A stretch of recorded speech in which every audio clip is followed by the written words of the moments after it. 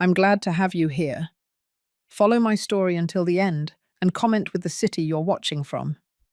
That way, I can see how far my story has traveled. My name is Valerie, and I am 63 years old. I never thought that at my age I would have to stand out in the rain, soaked to the bone, begging my own daughter for a roof over my head. But that's life.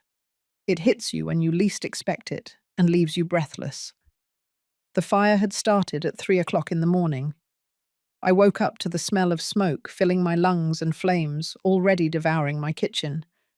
My farm, everything I had built over 40 years, turned to ashes in a matter of hours. The fire department said it was due to an electrical problem in the main barn. 40 years of work, of dreams, of memories, all lost. I didn't have enough insurance. The last few years had been difficult, and I had stopped paying the full policy so I could keep the house afloat.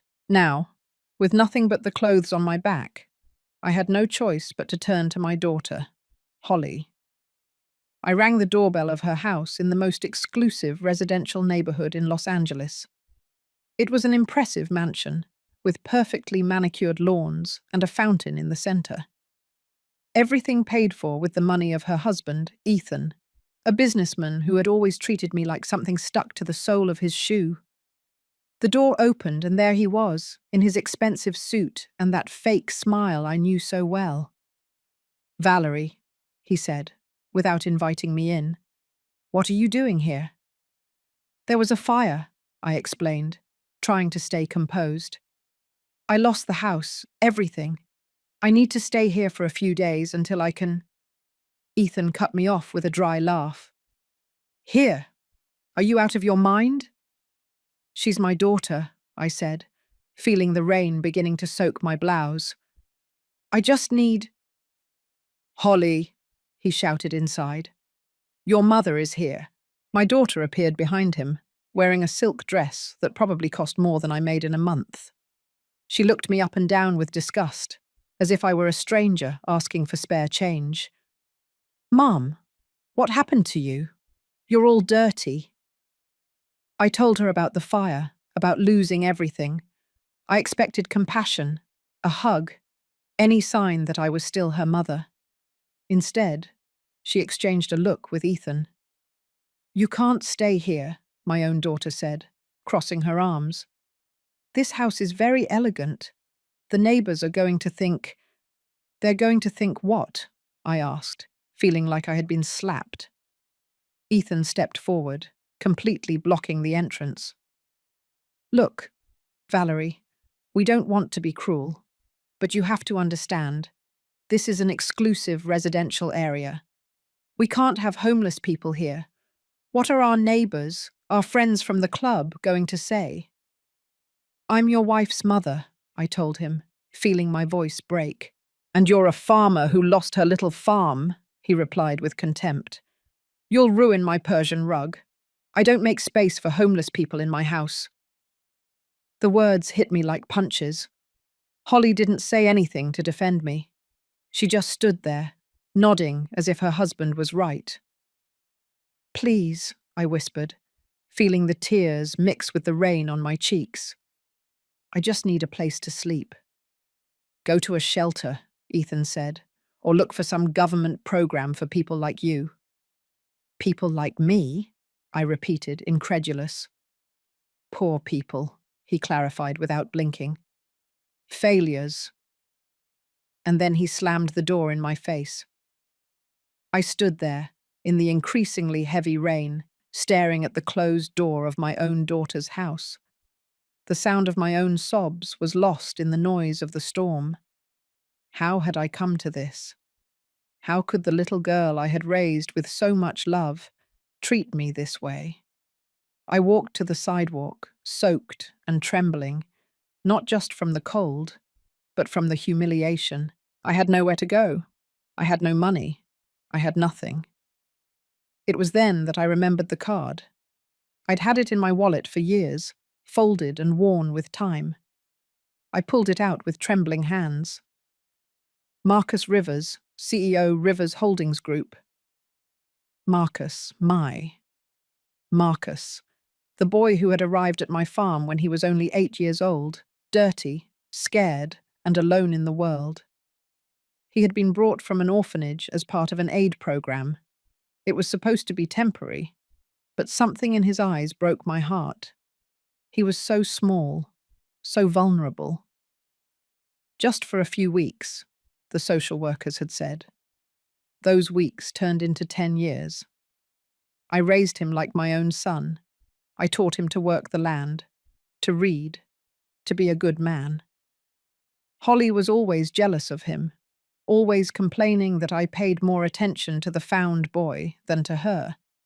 But Marcus had something special, a brilliant mind and a noble heart that won me over from day one. At 18, he left to study at a university on a full scholarship. He had the best grades in the entire region. Before leaving, he promised me, "Someday, I'm going to take care of you the way you took care of me. I swear it on my life." That had been over 20 years ago. I had lost touch with him after he graduated. I only knew, from comments I heard now and then, that he had done very well in business. But I never imagined how well. With the wet card in my hands, I pulled out my old cell phone and dialed the number with trembling fingers. I didn't know if it would still be the same. I didn't know if he would remember me. I didn't know if he would care what had happened to me. The phone rang once, twice. "Hello?" The voice was deeper, more mature, but I recognized it immediately. "Marcus?" I whispered, feeling silly for calling after so many years. There was a pause that felt eternal. "Mum, Valerie?" The way he said mum broke my heart. After all these years, after everything that had happened, he still called me mum. "Marcus, I need help." He didn't let me explain further. "Where are you? I'm coming now." As I waited for Marcus under the roof of the nearest bus stop, memories flooded me like inevitable waves. I couldn't help but think about everything that had happened, how we had reached this point where my own daughter closed the door on me while the boy I had taken in from the street was coming to my rescue. Marcus had arrived in my life in the fall of 1995. I was 36 then, a widow for 2 years after my husband died in a tractor accident. Holly was only 11, and I was struggling alone to keep the farm running. A social worker had called, asking if I could temporarily take in a boy from the orphanage. "It's only for a few weeks," she had insisted, "until we find a permanent family for him." When Marcus arrived, he was like a wounded animal. He had been through 3 different foster homes, and everyone had sent him back. "He's troubled," the social worker had warned me. "He doesn't talk much and has nightmares." But I saw something different in his dark eyes. Pain, yes, but also a brilliant intelligence and a desperate need for love. He was small for his 8 years, thin as a rail, with scars on his arms that I preferred not to ask where they came from. The first night he lay awake in his bed, stiff as a board, waiting for me to tell him to leave at any moment. Instead, I sat on the edge of his bed and read him a bedtime story. He cried silently, but he didn't ask me why. Holly hated Marcus from day one. "Why does he have to stay here?" she constantly complained. "He's weird. He doesn't belong in our family." "It's only temporary, my love," I would tell her, not knowing I was lying. But the weeks passed and no one came for Marcus. The social worker would call occasionally, always with excuses. There were no families available. He was a difficult child to place. If I could just keep him a little longer. And I could. Not only could I, but I wanted to. Marcus adapted to life on the farm, as if he had been born for it. He was smart, smarter than any child I had ever known. By age 9, he was managing the accounts better than me. By age 10, he had completely reorganized the irrigation system to make it more efficient. "This boy is going to be someone important someday," my neighbor would tell me when she visited. And I knew it. I felt it in my bones. But Holly grew more and more resentful. "Why can he help you with the numbers and I can't?" she would yell at me when Marcus sat with me in the kitchen to review the bills. "Because you prefer to play with your friends," I would reply, trying to be patient. "Because he's stealing my mum from me," she would burst out, running off to her room. I tried to divide my time equally between the two, but Marcus needed more attention. He had suffered so much in his few years of life that he required constant healing, and besides, he had such a thirst for knowledge that it was impossible to ignore. When Marcus turned 12, I officially adopted him. Holly was 15 then, and her resentment had grown into pure hatred. "He's not my brother," she declared during the celebration. "He never will be." Marcus pretended he didn't care, but I saw how her words hurt him. One night I found him crying in the barn. "Do you think I should leave?" he asked me with a broken voice. "Holly would be happier if I wasn't here." "You are not going anywhere," I said firmly, hugging him. "This is your home. You are my son, just as much as she is my daughter." But Holly never accepted it. In high school, Marcus was the best student in the entire school. Teachers constantly called me to talk about his exceptional potential. "You should consider sending him to a prestigious university," they would tell me. "He has the talent to go very far." Holly, on the other hand, was just barely passing her classes. She was more interested in going out with boys and spending money than in studying. When Marcus won a full scholarship to study business administration at a university in California, Holly exploded. "Of course he gets everything," she screamed. "The perfect son who was never really your son." "Holly, please," I tried to calm her. "No, I'm sick of this. I'm sick of it always being Marcus this, Marcus that. What about me? What about your real daughter?" "You are both my real children," I insisted. "Liar!" she screamed at me with a cruelty I had never seen before. "You've always loved him more. I wish he had never come here." Marcus heard everything from the stairs. That night, he told me that maybe it was better if he went to college and didn't come back. "Don't say that," I pleaded. "This will always be your home." But the damage was done. Marcus went to college, and although he wrote me letters and called me every week, Holly had planted a seed of doubt in him. He started to distance himself, spending his vacations doing professional internships instead of coming home. Holly, meanwhile, met Ethan during her last year of high school. He was 10 years older than her and had enough money to dazzle her. They got married when she turned 20, and ever since then, she had treated me like a burden. "You don't need to work so hard anymore," Ethan would tell me condescendingly when he came to visit. "You should sell this old farm and buy a little house in the suburbs." But I didn't want to sell. This farm was my life, my identity. It was the place where I had raised my children, where I had built my world. Marcus graduated with honors and got a job at a major real estate company in New York. His letters became less frequent, his calls shorter. And although he never stopped sending me money to help with the farm, I could feel him pulling away more and more. The last time I saw him was 10 years ago, when he came for my sister's funeral. He was unrecognizable, wearing an expensive suit, driving a luxury car, with the air of a successful executive. But when he hugged me, he was still my Marcus. "Are you doing okay, Mom?" he had asked, using that name that always melted my heart. "I'm fine, sweetheart," I had lied, because even then the farm was starting to have financial problems. Holly barely spoke to him during the funeral. She had behaved as if he were a stranger, not the brother who had shared her home for 10 years.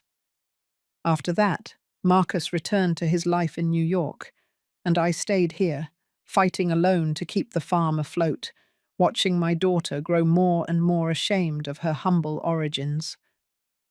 Now, sitting in the rain, waiting for him to come for me, I wondered if I had done the right thing by calling him. Did I have the right to ask him for help after all these years? Would he still remember the woman who had raised him? The sound of an engine pulled me out of my thoughts. It wasn't a normal car.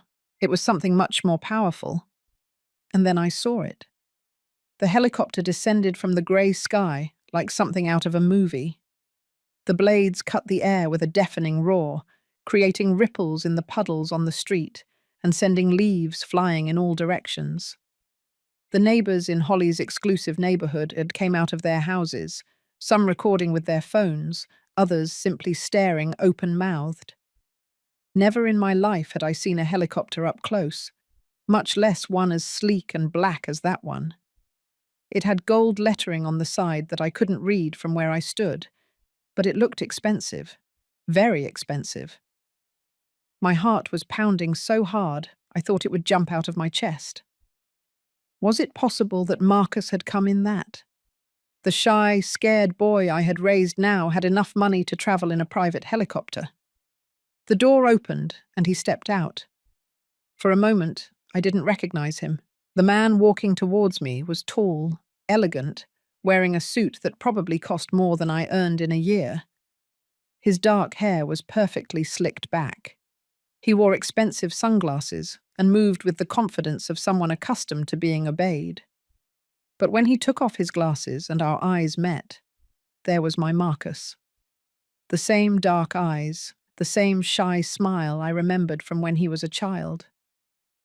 "Mum," he said with a broken voice. And in that moment, he was again the 8-year-old boy who had arrived at my farm so many years ago. He ran toward me and hugged me so tightly I thought he would break my bones. I cried like I hadn't cried in years, feeling for the first time in a long time that someone truly loved me. "You're soaked," he murmured in my ear. "How long have you been out here?" "It doesn't matter," I said, clinging to him. "You came. You really came."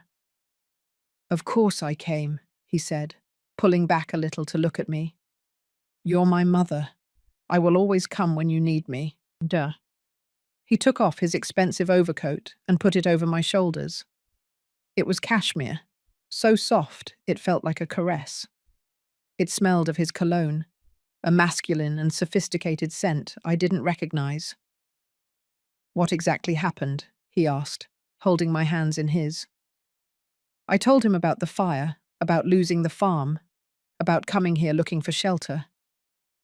When I got to the part where Ethan had slammed the door in my face, I saw his jaw clench and his eyes harden. "They told you what?" he asked, with a voice so cold it gave me chills. "Marcus, I don't want trouble," I said quickly. "I just needed a place to stay." "You are home now," he said firmly, taking my hands. "You will never have to beg anyone for a roof again." At that moment, the door to Holly's house opened. My daughter rushed out, followed by Ethan. They had both changed clothes and looked presentable, as if they had been waiting for this moment. "Excuse me," Holly shouted, approaching with a false smile. "Is there a problem with the noise? The neighbours are complaining about the helicopter." Marcus turned slowly to look at her. He didn't say anything. He just watched her with an expression I couldn't decipher. "Holly," I said nervously, "this is Marcus. Do you remember him?" My daughter's smile immediately vanished. Her eyes darted from Marcus to the helicopter and back to Marcus. "Marcus," she murmured, as if she couldn't believe it. "Marcus Rivers." "Hello, sister," he said in a completely flat voice. There was no love in those words. There was no forgiveness, just a coldness that broke my heart. Ethan stepped forward, extending his hand with that oily smile I knew so well. "What a surprise. I'm Ethan Miller, Holly's husband. I've heard so much about you." Marcus looked at the outstretched hand, but didn't take it. "I doubt that," he said simply. The silence that followed was so tense it could be cut with a knife. Holly was wringing her hands. Ethan had lowered his and looked uncomfortable, and Marcus continued to watch them like a predator studying its prey. "Well," Holly finally said, forcing another smile, "how wonderful that you came to visit Mum. Although maybe you should land somewhere else next time. This is a very exclusive residential neighborhood and—" "I know," Marcus interrupted her. "I know this neighborhood very well." Something in his tone made Holly immediately fall silent. "In fact," Marcus continued, "I know most of the people who live here. They are my clients." "Your clients?" Ethan asked, confused. Marcus smiled, but it was not a pleasant smile. "I am the owner of the bank that finances most of the mortgages in this neighborhood, including yours." I watched as all the color drained from Ethan's face. "Your bank?" he stammered. "Rivers Holdings Group," Marcus said calmly. "Maybe you've heard of us. We are one of the largest real estate companies in the country. We also have interests in banking, construction, and urban development." Holly stumbled a little, as if someone had hit her. Are you a millionaire?" she whispered. "A multi-billionaire," Marcus corrected without boasting, as if it were a simple fact. "But that's not the important thing here."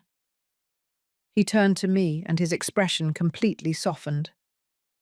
"The important thing is that my mother needs help, and I came to give it to her." "Your mother?" Ethan spat, regaining some of his arrogance. "She's not your mother. She's just the woman who raised you for a few years." The change in Marcus was instantaneous and terrifying. His face hardened like stone, and he took a step toward Ethan. Even though Marcus wasn't particularly big, Ethan instinctively backed away. "Be careful," Marcus said, in a voice so low I could barely hear it. "Very careful what you say about my mother." "Marcus," I intervened quickly, putting myself between them. "He's not worth it." He looked at me and took a deep breath, controlling himself. "You're right," he said, gently taking my arm. "He's not worth it." He addressed Holly and Ethan one last time. "By the way," he said with that cold voice again, "you're going to receive a letter from my bank tomorrow morning. You might want to read it carefully." "What kind of letter?" Holly asked with a trembling voice. Marcus smiled again, that smile that didn't reach his eyes. "A review of your loan terms. It seems there have been some irregularities in your payment history and original documentation." I watched Ethan turn completely pale. "But don't worry, Val," Marcus continued. "You'll have plenty of time to clear everything up. Say, 72 hours. 72 hours for what?" Holly asked, with evident panic in her voice. "To decide if you want to keep this house," Marcus said calmly, "or if you prefer to hand it over to me voluntarily before I discover what else you've been hiding." The silence that followed was deafening. All that could be heard was the distant noise of the helicopter and the dripping rain. "Let's go, Mum," Marcus said, putting his arm around my shoulders. "We have a lot to talk about." As we walked toward the helicopter, I heard Holly scream behind us. "Wait! Marcus, wait! We can talk about this." But Marcus didn't turn around. He kept walking forward, shielding me from the rain with his body. "Are you really the owner of their bank?" I asked him as we boarded the helicopter. "Among other things," he said, helping me fasten my seatbelt. "I've been watching this family for years, Mum. I've been waiting for the right moment." "Waiting for what?" Marcus sat down next to me and took my hand. "To show you what the people who rejected you are really worth." As the helicopter rose, I looked down and saw Holly and Ethan standing in their perfect yard, looking up with expressions of absolute horror. For the first time in a long time, I didn't feel sorry for my daughter. I felt justice. Marcus's mansion took my breath away. It was like something out of a magazine. Soaring ceilings, huge floor-to-ceiling windows, furniture that looked like works of art. Everything was elegant but warm, sophisticated but welcoming. It wasn't ostentatious like Holly's house, it was refined. "Welcome home," he told me, as an employee helped us off the helicopter in the backyard. He lent me dry clothes, a soft cotton dress and a silk robe, and prepared me hot tea in a fine porcelain cup. We sat in his study, surrounded by books and photographs. I recognized some, photos of his college graduation, of various awards and recognitions, of business events. But in the center of his desk, framed in silver, was a photo of us from the day of his adoption. He was 12 years old and smiling shyly as I hugged him. "I never took it down," he said when he noticed me looking at it. "It's the first thing I see every morning when I come to work." He sat across from me, no longer the successful businessman who had stepped off the helicopter, but my Marcus. He had that serious expression he wore as a child when something worried him deeply. "Mom," he began, "I need to tell you some things I found out about Ethan and Holly." My stomach tightened. The way he said it, his grave tone, let me know that it wouldn't be good news. "What kind of things?" Marcus got up and went to a filing cabinet. He pulled out a thick folder full of documents. "5 years ago, I hired a private investigator to find out how you were doing," he explained, returning to his seat. "Not to spy on you, but because I was worried you wouldn't accept my financial help directly. I wanted to make sure you were okay." I remembered the times I had found money in my mailbox with no return address, the mysterious payments for bills I didn't remember making. "That was you?" "Yes," he admitted. "I paid your mortgage for 3 years without you knowing. I also covered some of your medical and vet bills. But what I discovered during that investigation..." He opened the folder and spread several documents on the coffee table between us. "Ethan was stealing from you, Mum." The words dropped like stones into quiet water. I leaned forward to look at the papers, although most of the numbers and legal terms confused me. "How?"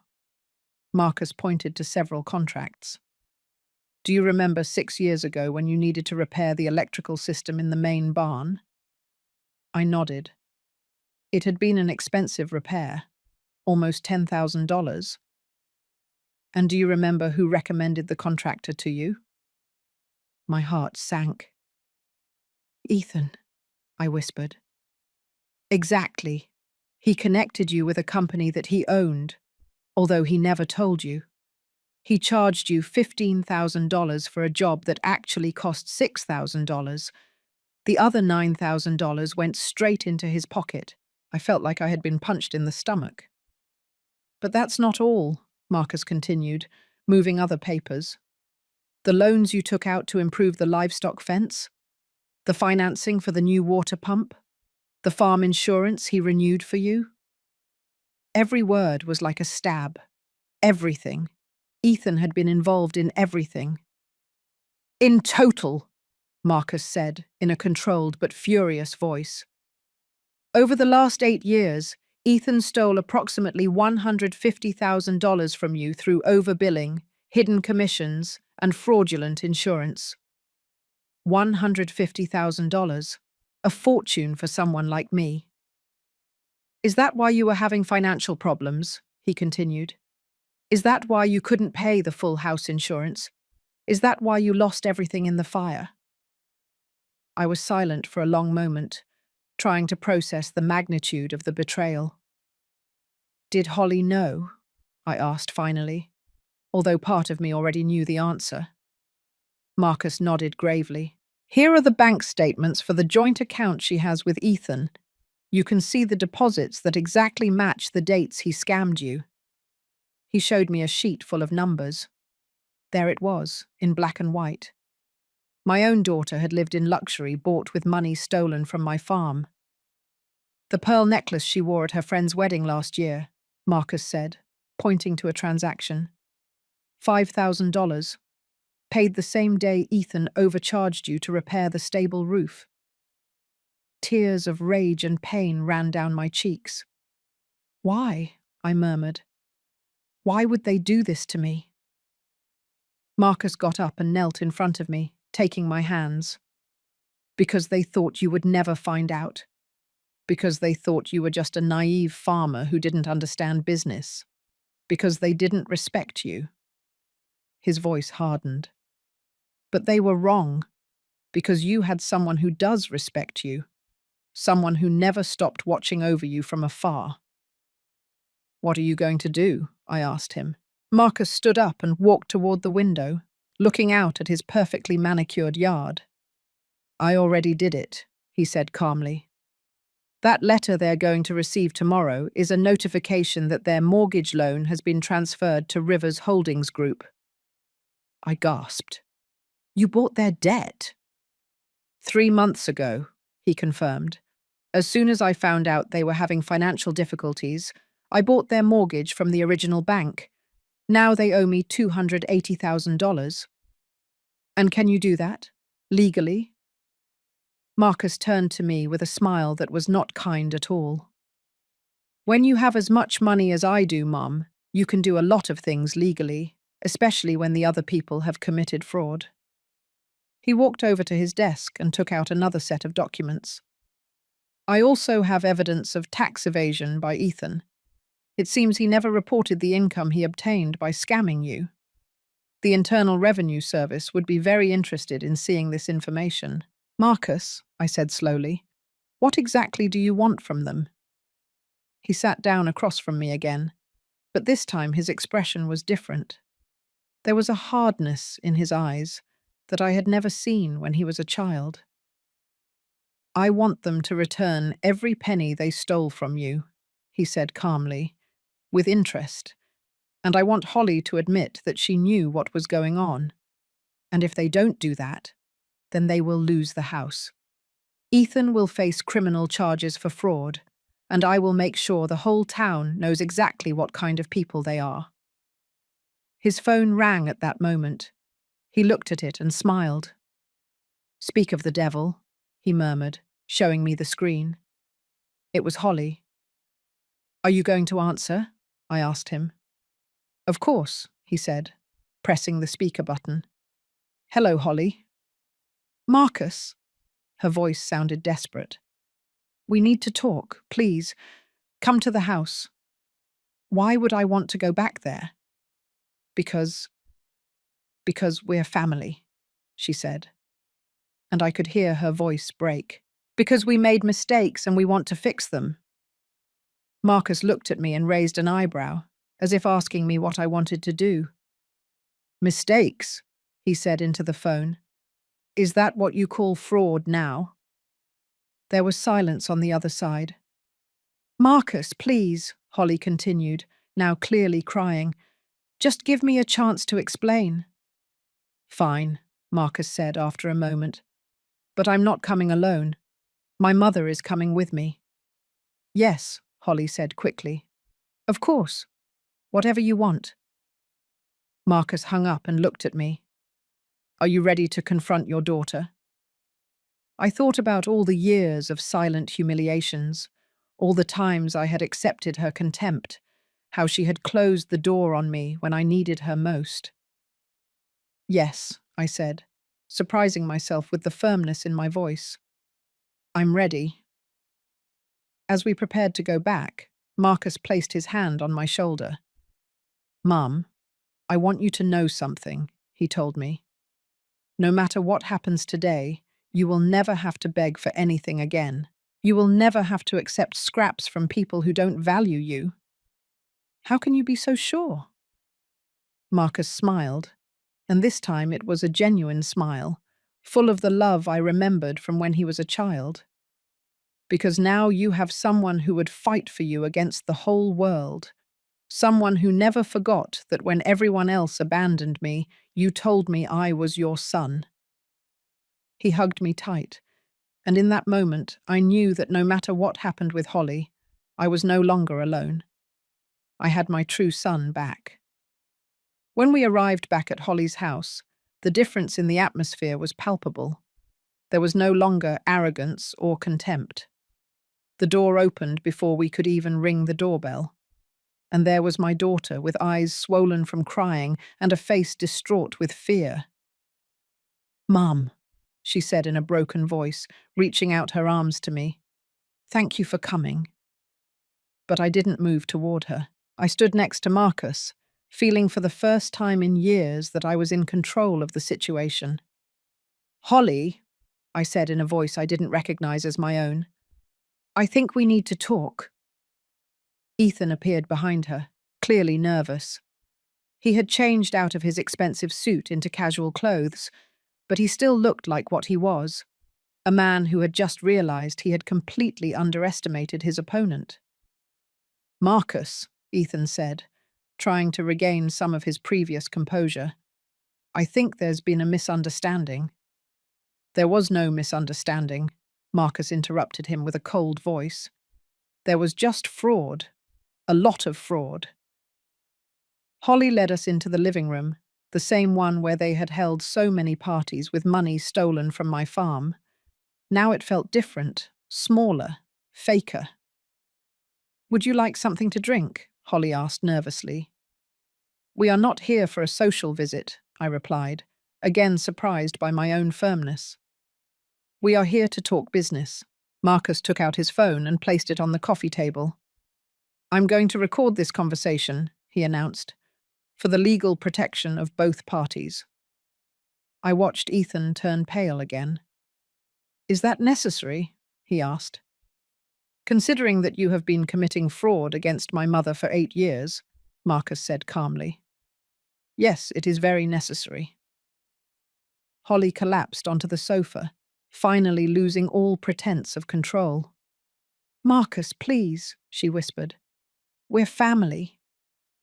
"Family, so," I repeated, feeling the rage I had been holding back for years finally find its voice. "Did you call closing the door in my face when I lost my house family? Is stealing from me for 8 years family?" "Mum, I didn't know," she began to say. "Liar!" I burst out, standing up. "Marcus showed me the bank statements. I saw every deposit, every purchase you made with my stolen money."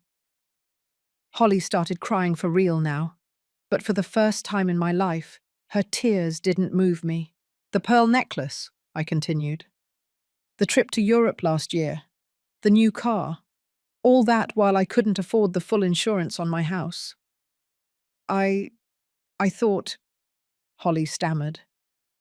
"You thought what?" I asked, moving closer to her. "You thought I was so stupid I would never notice." Ethan tried to intervene. "Valerie, you have to understand. Business is complicated." Marcus stood up so quickly that Ethan instinctively backed away.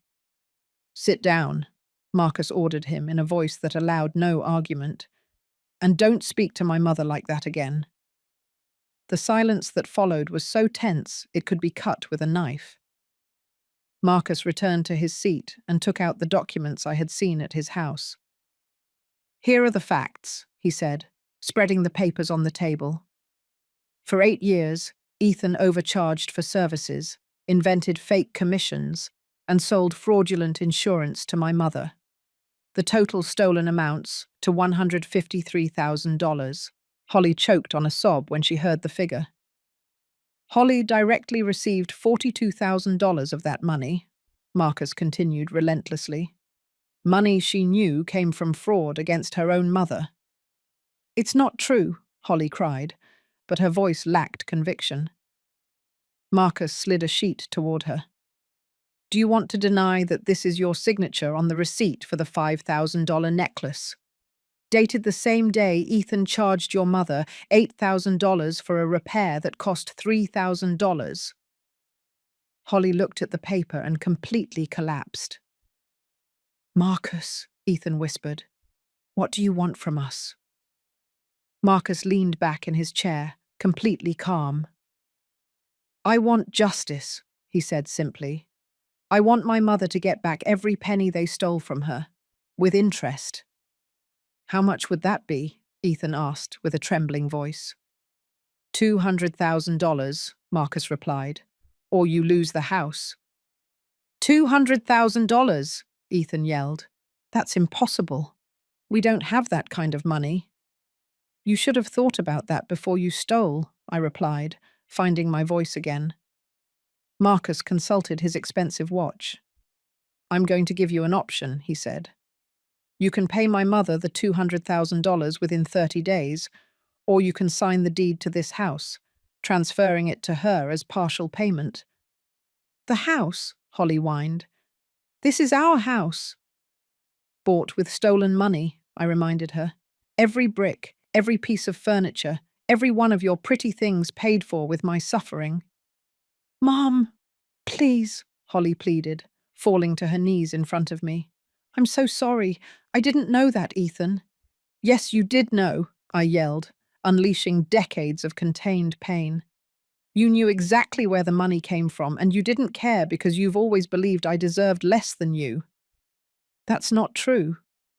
Yes, it is true, I continued, tears of rage running down my cheeks. Ever since Marcus came into our lives, you've been jealous. Jealous that someone truly loved me. Jealous that someone valued me. I love you, she started to say. No, I interrupted her. You tolerated me. You put up with me when you needed something. But love is what Marcus showed me when he came for me in the rain. Love is what you denied me when I needed it most. Holly continued to cry, but I no longer felt sorry for her. Where is the money now? Marcus asked Ethan. Ethan ran his hands through his hair, completely defeated. We invested it, in the business, in this house. It's not liquid. Then you have two options, Marcus said, standing up. You sign the papers, transferring the house to my mother, or you face criminal charges for fraud, tax evasion, and embezzlement. Criminal charges? Ethan whispered. Marcus nodded. I already have all the documentation prepared for the district attorney. I'm just waiting for your decision. But if we sign the house, Holly began. You'll have to leave, I finished for her, just like I had to leave when I lost everything. Where are we going to go? Holly cried. Marcus shrugged. That's not my problem, or my mother's. For a moment, no one spoke. All that could be heard was Holly's crying and Ethan's agitated breathing. Finally, Marcus took some documents from his briefcase. These are the contracts, he said, putting them on the table. The house is completely transferred to Valerie Rivers. Rivers? Holly asked, confused. My mother is going to legally change her last name, Marcus explained. She no longer wants to carry the name of the family that betrayed her. Those words fell like a final sentence. I watched Holly understand that she was not only losing her house, but she was losing her mother forever. You have 24 hours to decide, Marcus said, putting the documents away. Tomorrow at 6 o'clock in the afternoon, I'll be back for an answer. If you haven't signed by then, I'm filing the criminal charges on Monday morning. As we walked toward the door, Holly ran after us. Mum, she shouted, grabbing my arm. Please, I'm your daughter. I stopped and looked her in the eyes, seeing for the first time not the daughter I had raised with so much love, but the woman she had become. Selfish, manipulative, cruel. No, I said with a calm that surprised me. You are the stranger who closed the door on me when I needed her. My true son is the one who came for me. I pulled my arm out of her grasp and kept walking. This is not over, Ethan shouted behind us. Marcus turned around one last time. Yes, he said with that cold voice I now knew. Yes, it is over. You just haven't realized it yet. As we drove away in Marcus's car, I didn't look back. For the first time in my life, I was walking forward, toward justice, toward the family I truly deserved. 6 months later, I am sitting in the yard of my new house, the one that used to be Holly's, watching the flowers I planted grow where her ostentatious fountain once stood. The afternoon sun filters through the trees that Marcus had planted, fruit trees like the ones I had on my lost farm. Holly and Ethan signed the papers that night, 23 hours after Marcus's ultimatum. They came to the house the next day with suitcases and boxes, moving to a small apartment in the less elegant part of Los Angeles. Ethan got a job as a used car salesman. Apparently, when all your business references abandon you because they found out you are a fraud, options are considerably reduced. Holly tried to talk to me the day they left. "Mom," she had said with tears in her eyes, "someday you'll forgive me. I know you will." I had looked at her without anger, without pain, just with a quiet sadness. "There's nothing to forgive," I had replied, "because to forgive, I would first have to care." Those were the last words we exchanged. Now, as I water my new roses, I hear the familiar sound of Marcus's car arriving at the entrance. He comes to have dinner with me every Friday, a tradition we started shortly after I moved here. "Hi, Mum," he says, kissing my cheek. He brings fresh flowers, as always, and a bottle of the wine I like. "How was your week?" I ask him as we walk toward the kitchen. "Busy," he says, loosening his tie. "I closed the purchase of those land lots in Houston. It's going to be a development of family homes for middle-income people." I swell with pride every time he tells me about his projects. Marcus didn't just get rich, he got rich by helping other families have decent homes.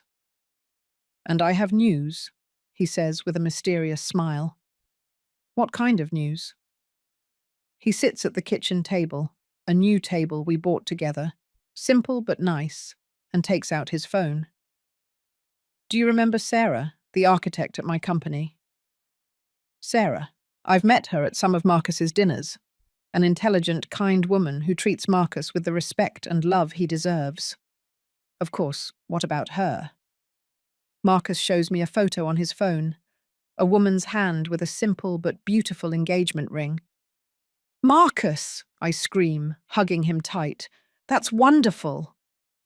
"I proposed last night," he says, smiling like I hadn't seen him smile since he was a child.